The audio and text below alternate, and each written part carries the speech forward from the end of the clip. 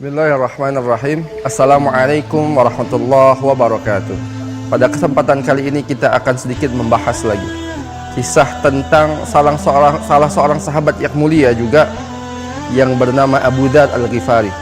Bagaimana keislaman Abu Dzar Al-Ghifari radhiyallahu anhu. Abu Dzar Al-Ghifari sebagaimana namanya adalah salah seorang pemuda daripada suku Ghifar, sebuah kawasan di pinggiran Yathrib atau Madinah pada hari ini. Suatu saat Abu Dzar Al-Ghifari yang berada di desanya kemudian mendengar ada seorang nabi baru di Mekah Al-Mukarramah. Maka hadirin jamaah sekalian, Abu Dzar Al-Ghifari kemudian penasaran dengan sosok nabi baru tersebut, dengan sosok yang mengaku bahwasanya dia adalah seorang nabi yang diutus kepada manusia. Maka ketika itu Abu Dzar Al-Ghifari mengutus salah seorang saudaranya untuk melihat bagaimana sesungguhnya seseorang yang mengaku sebagai nabi ini. Maka hadirin jamaah sekalian, ketika itu hadirin jamaah sekalian, maka saudaranya pergilah ke Mekah dan kemudian pulang kembali ke desanya, ke Bani Ghifar ini, kemudian menceritakan kepada Abu Dzar Al-Ghifari bahwasanya dia tidak melihat sesuatu pun di dalam diri Muhammad seorang nabi ini kecuali kebaikan, kecuali seorang yang mengajak kepada kebaikan, seseorang yang mencegah kepada kemungkaran. Maka hadirin jamaah sekalian, Abu Dzar Al-Ghifari merasa penasaran dan tidak puas dengan jawaban saudaranya tersebut. Maka akhirnya Abu Dzar Al-Ghifari berangkat sendiri menuju Mekah untuk melihat siapa sesungguhnya Muhammad sallallahu alaihi wasallam ini yang sudah mengaku sebagai nabi. Maka berangkatlah dia ke Mekah dan dia mencari-cari mana seseorang yang bernama Muhammad ini.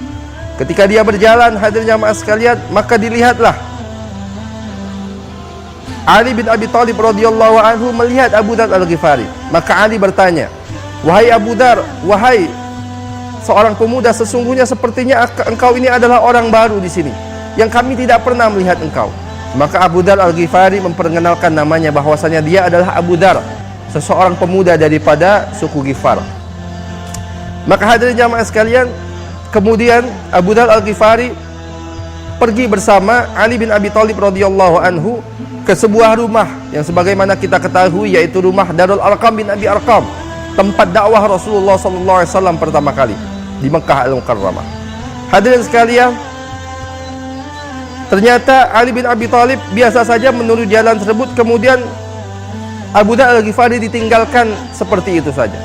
Kemudian di esok harinya Abu Dzar Al-Ghifari kembali lagi mencari Ali bin Abi Thalib radhiyallahu anhu dan bertemu lagi dengan Ali bin Abi Thalib radhiyallahu anhu.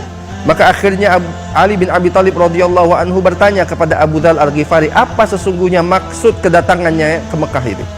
Maka akhirnya Abu Dzar Al-Ghifari menceritakan bahwa maksud kedatangannya adalah mencari seseorang yang sudah mengaku sebagai nabi ini.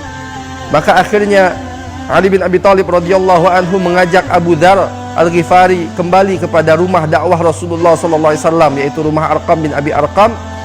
Kemudian hadirin jamaah sekalian, Ali bin Abi Thalib berkata bahwasanya mari kita rahasiakan perjalanan kita ini. Apabila ada orang yang kemudian mengikuti aku, maka aku akan pura-pura mengambil sendalku, kemudian engkau jalan sendirian sehingga tidak ada orang yang tahu tentang perjalanan kita berdua ini. Sampai kemudian akhirnya mereka berhasil masuk ke Darul Arqam bin Abi Arqam ini, kemudian bertemu dengan Nabi Muhammad SAW, dan Abu Dzar Al-Ghifari kemudian beriman kepada Rasulullah SAW. Setelah Abu Dzar Al-Ghifari mengucapkan syahadat di hadapan Rasulullah SAW, kemudian Rasulullah SAW mengatakan kepada Abu Dzar Al-Ghifari, "Wahai Abu Dzar, jangan engkau ceritakan perihal kita pada hari ini. Jangan engkau ceritakan sesuatu pun perihal kita tentang hari ini. Nanti kalau Allah Subhanahu wa taala telah memberikan kemenangan, maka barulah engkau akan menceritakan tentang perihal kita pada hari ini." Maka Abu Dzar Al-Ghifari ternyata tidak puas dengan pernyataan Rasulullah SAW. Karena ketika dia mendapatkan cahaya Islam ini, dia ingin langsung menunjukkan cahaya Islam ini di hadapan seluruh manusia ketika itu.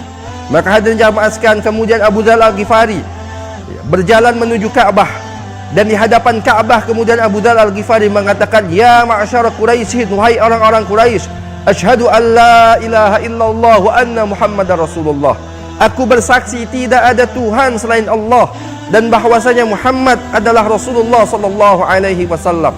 Maka hadirin jamaah sekalian, kemudian orang-orang Quraisy melihat Abu Dzar Al-Ghifari dengan lantangnya berteriak seperti itu, kemudian mengatakan, cegahlah pemuda ini dari menganut agama yang baru ini.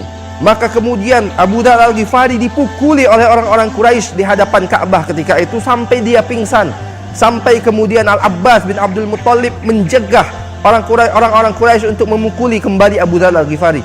Al-Abbas mengatakan, wahai orang-orang Quraisy, bagaimana kalian akan membunuh seorang dari Bani Ghifar, sedangkan dia, Bani Ghifar, adalah salah satu suku yang kalian akan lewati tempatnya ketika kalian melakukan perniagaan menuju Syam. Maka hadirin sekalian yang dirahmati Allah Subhanahu wa taala, akhirnya Abu Dzar Al-Ghifari dilepaskan oleh orang-orang Quraisy. Kemudian besoknya datang lagi Abu Dzar Al-Ghifari, kemudian berteriak lagi, asyhadu an la ilaha illallah Muhammadur Rasulullah. Dipukuli lagi oleh orang-orang Quraisy, hadirin jamaah sekalian. Kemudian dipisahkan lagi oleh Al-Abbas ibnu Abdul Muttalib radhiyallahu anhu. Sampai 3 kali dilakukan oleh Abu Dzar Al-Ghifari, dan terjadi lagi seperti itu, dipukuli sampai jatuh pingsan, hadirin sekalian. Kemudian barulah Rasulullah SAW mengatakan, Abu Dzar, jangan engkau lakukan lagi apa yang engkau lakukan pada hari ini. Maka untuk mengikuti apa yang sudah diperintahkan oleh Rasulullah SAW, kemudian Abu Dzar Al-Ghifari memberhentikan apa yang sudah dia lakukan di hadapan Ka'bah tersebut. Lah yang dirahmati Allah Subhanahu wa taala, kita lihat bagaimana keislaman Abu Dzar Al-Ghifari. Dia baru menerima dakwah Islam dari Rasulullah SAW, tapi kebahagiaan dia dengan dakwah Islam ini membuat dia begitu bangga dengan Islam ini.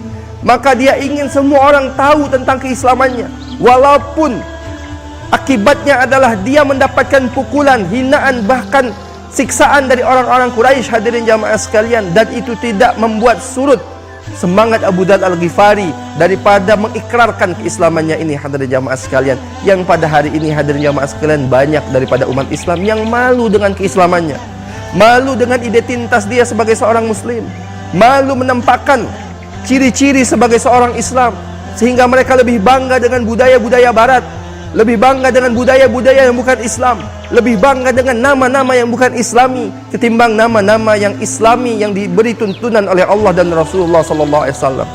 Malu untuk menunjukkan identitas dia sebagai seorang Islam. Bahkan hadirin jamaah sekalian, malu untuk menampakkan bagaimana kebanggaan dia terhadap agama Islam ini. Tetapi berlainan dengan bagaimana sikap para sahabat Nabi Muhammad SAW. Mereka begitu bangga dengan Islam ini, walaupun ketika mereka menunjukkan keislaman ini, mereka akan mendapatkan pukulan, mereka akan mendapatkan siksaan. Tetapi keislaman mereka membuat segala sesuatunya itu tertutupi kebahagiaannya dengan kebahagiaan di dalam agama Allah Subhanahu wa taala yang mulia ini. Hadirin jamaah sekalian, tetapi kita malu menunjukkan identitas Islam kita, hadirin jamaah sekalian. Maka kita belajar dari para sahabat Nabi, bagaimana kita ini merasa bangga. Isyhadu bi annana muslimin, saksikanlah saya ini adalah orang Islam. Saya bangga dengan keislaman saya ini dan saya ingin mengamalkan agama Islam ini.